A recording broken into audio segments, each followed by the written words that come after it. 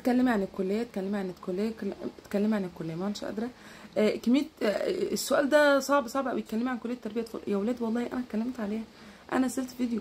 الكليه جميله حلوه قوي، مجال شغلها تحفه، عندك اكتر من تخصص، تقدري تخصصي تخاطب، تقدري تخصصي صعوبات تعلم، تعديل سلوك، صحه نفسيه، رياض اطفال، يعني علوم اعاقه، حاجات كتير كتير كتير جدا، انجليش، عربي، مونتسوري، يعني عندك اقسام كتيره قوي.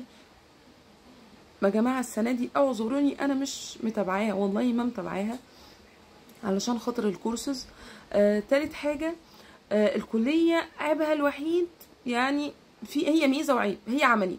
العملي حلو جدا علشان خاطر بيفيدك في حاجات كتير، وفي نفس الوقت مرهق، فاهماني، مكلف. هي ده عشان اكون صريحه معاكي، هو مكلف، فهي كليه عمليه ومكلفه شويه. ليه؟ لانك بتحتاجي ماتيريالز طول الوقت عشان تشتغلي وتعملي وسائل، بس وبتحتاج شغل. سهل انك تجيبي فيها امتياز لو اجتهدتي، لو اجتهدتي، فاهمين؟ ما اجتهدتيش لا مش هتجيبي. انما سوق العمل بتاعها تحفه تحفه تحفه، ومليان حاجات كتيره جدا تعرفي تشتغلي بعدها على طول دايركت. تمام؟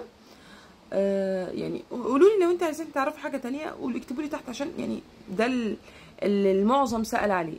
لو في حاجه تانية اكتبوا لي.